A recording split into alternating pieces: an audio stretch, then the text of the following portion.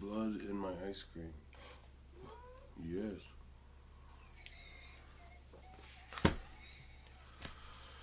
Crackpot breakfast. Hi, I'm Ryan Lowrie. Today we're having what? We're eating pizza. This is my wife's pizza.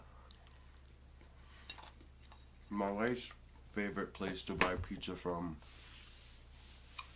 is called Pizza Pizza. We eat other people's pizza, but she likes their pizza the best. So make of that what you will. I'm eating her pizza because I already ate my pizza, and she let her pizza sit for 2 days, and after 2 days everything in the fridge becomes mine, which is why I'm enormous. No, my wife's pizza is it's what? It's mushroom and double cheese. It's good. I'm washing it down with Fanta, which I'm told I'm not supposed to drink because it's the Nazi beverage. I guess during the Third Reich, Fanta was started, and I don't drink it because it's the Nazi soda. I just like orange pop. So I order whatever citrus. I prefer citrus drinks. I like a pinch of citrus in my drink. Sprite, 7 Up, or whatever the orange one is. I don't think the people that make Fanta now are in the Third Reich, and if they are, you shouldn't be. That's a bad place to be. My lip hurts. I ripped my lip. The other night I came home from work and I hurt my leg. Back in November I had an operation on my right leg. I had cracked a bone. They had to take some cartilage out. So my leg's still only about 70% strong. It's my cat smacking the tripod. If it goes like that, it's, hey, come here. Yes. Jump up. Look at it, there's a kitty. Because kitty, that's my cat. She's very fussy today. She's fussy every day. What the fuck was I talking about? Cut my lip. So, had an operation on my leg. My leg's only about 70% strong. And the other night I stepped into the shower. We have a rubber mat. Because ever since I got an operation on my leg, I'm really careful about, slipping in and sliding. And I got in the shower and the soap hit the floor and I stepped on it and I went to slide. And I was like, oh God, I'm going to fall over and die. I didn't. But to right myself, my leg shot out. So my good leg hit the side of the tub really hard, and I grabbed the shower curtain and it fell and caused a bunch of noise and scared the shit out of my wife. So I've been walking kind of like a penguin the last few days. Yes, physio rehabilitation has been longer than I thought. It's the downside of being a big fat fuck, so yeah. So the other night I came home from work and walking like a penguin. My wife felt bad for me, so she made dinner and brought me ice cream. Butterscotch Ripple. She left the spoon in it, and so the spoon got very cold. And she's like, oh yeah, I'll go get your ice cream. So she brought me ice cream. And the spoon was frozen, icy cold. So I was like, ice cream. So I held it out, and I put the bottom of the spoon on my lip. And my lip stuck to it. And I ripped the skin right off my lip.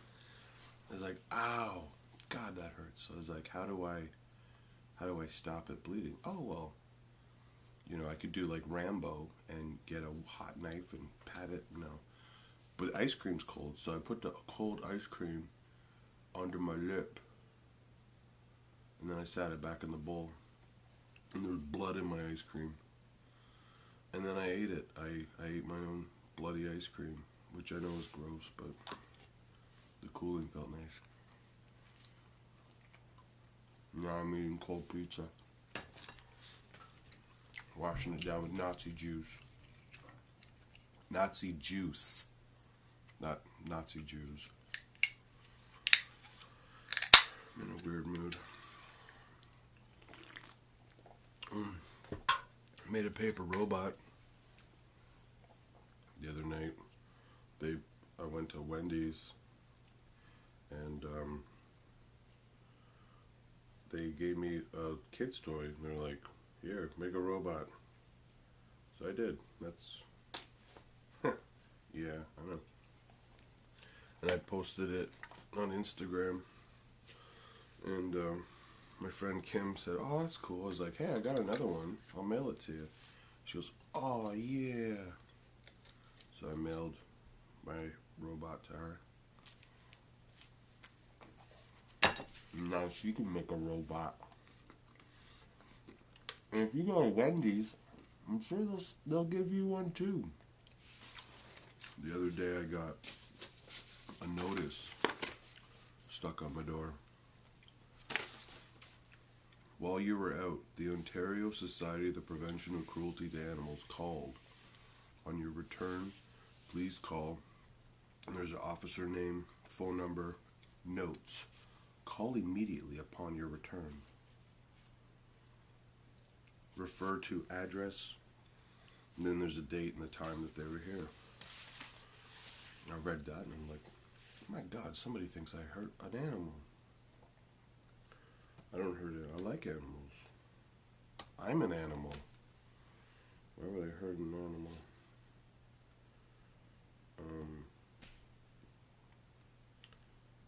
And I thought it was because my cat's Gabby. You've seen my cat, Winifred. Where is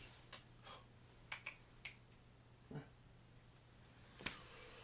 I thought maybe because my cat was Gabby. In the morning, she's very meow, meow, meow, meow, meow. Because in the morning, she gets one spoonful of wet food. The rest of the day, she gets dry food. By the vet's request, so. In the morning, she's Gabby. So I thought the ASPCA, the Humane Society, had gotten a report that my cat was Gabby. But it wasn't. I got a call because my neighbor puts their dog out all hours of the night and leaves it out. I understand a dog's got to pee, right? But I mean like 2, 3 in the morning, dog's out there yelping for like an hour.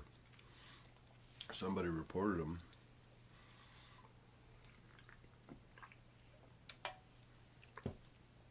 So I was explaining to the woman on the phone that what I thought the call was about. And the Humane Society officer laughed. She was like, no, when I put the notice on your door, I didn't hear a Gabby kitty. And I don't think anybody would call us to complain that your cat's meowing. Now, if it was meowing for days on end, howling, that'd be different. You know? It's like, no, she just, in the morning, she meows because she wants her wet food. That's her now. What? Come here. I'm doing the vlog thing. Why don't you come here? Come here. What? Jump up. Come on.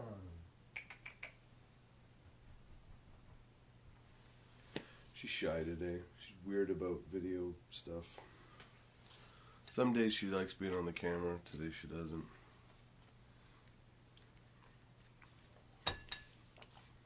So yeah, I told the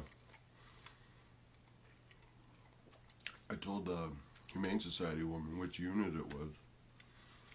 I ratted them out. I didn't place the original complaint, but I'd gladly tell them who it was. She said she wasn't sure. She knew it was like my block of townhouses, but when she got here and, knocked on the door, there's no dog out, so she wasn't sure which one it was. And I told them, I got no problem ratting people out. Especially people who put a dog out in minus 20-degree winds, 3 in the morning. I'll rat everybody out. I'll rat you out. Don't think of it as being a snitch. Think of it as being a spy in training. For what is a spy? but a professional snitch. A tattletale. A whistleblower. A Judas. So I painted a painting of Bob Dylan. A lot of people, some people like Bob Dylan, some people don't. I love Bob Dylan because his lyrics are confusing and beautiful. He's an odd duck. So I did a painting of Bob Dylan and I called it Saint Zimmerman. So insert that painting here. I painted kind of a tribal piece called Replacing Agendas. And I wanted that to look like hieroglyphics on fire. I wanted it to look like, a cave drawing. Like if a cave drawing started moving, I wanted it to look like that. Yeah? What's up? Um,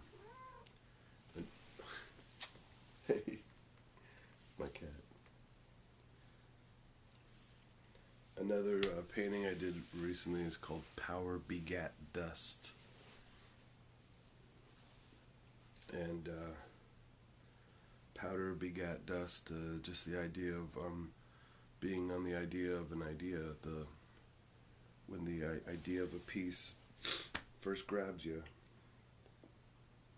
and before a thing takes shape, the idea of dust, dust being the remnants of something but not much itself, and powder being something that was ground down. So I wanted the painting to be not so much an illustration of something, but the trace of an illustration, the essence of something without being the thing. Another recent painting was Learn About Loss. Put that here. It was a very violent movie starring Robert De Niro. It was a remake of a film from the 1950s called Cape Fear. And it's a great movie. I enjoy it a lot. It's not a very happy movie. It's about a guy who gets out of jail and blames his attorney for putting him there. His attorney's lack of compassion and interest in his case. So he's going to teach him a lesson, and he terrorizes his family. And to me, it's a gorgeous film. Scorsese directed it. Martin Scorsese. Same guy did Taxi Driver, Raging Bull, Shutter Island. He mostly just works with Leonardo DiCaprio now, who won his Oscar, which I guess is great. I think Leonardo DiCaprio's life was pretty good, even without the Oscar, but I skipped the Oscars. House of Cards is back, and I'm so happy. That show scares the shit out of me, but I love it. The original British one I didn't care for very much. It's just too... I was talking at work about it. It was too dry. It was too... like Ferris Bueller's Day Off for snooty, rich white guys.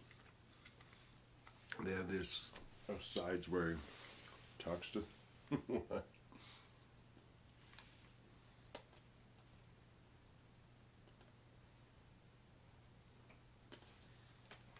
So cute. No, but the original House of Cards, very snooty. I didn't enjoy it. It's like the new Doctor Who or Downton Abbey. Everybody's just too clever and too snide. The new Doctor Who, I know, has a rabid fan base, so I won't shit on it too much, but it's Downton Abbey in space. And I don't have no time for Downton Abbey. Everybody on Downton Abbey is just too clever, too snide. Everybody's unfriendly and mean, and I don't know anybody gives a shit about that show. I'd much rather watch House of Cards, where a sociopath becomes the president and kills anyone who, yeah, like that doesn't bother me, but my morals are fucked up. Like, being rude is a bad deal, but a sociopath who kills his enemies, I'm just like, oh, that's compelling. As long as he's not too rude along the way. Anyways.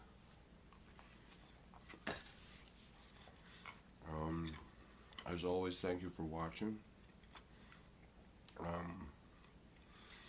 This week I also posted a bunch of Frown Within the Machine. Frown Within the Machine is a comic strip that I post on Tumblr. And it's just odd conversations I've had with acquaintances. So enjoy that. Look it up under Frown Within the Machine. Because you play on words. Instead of Rage Against the Machine. I don't really rage against the machine. I don't really rage against anything. I'm not a crusader. But I could frown within the machine because I'm not against the machine. I'm part of the problem. I'm complacent within a system that has flaws, sure, but I kind of cling to anyways.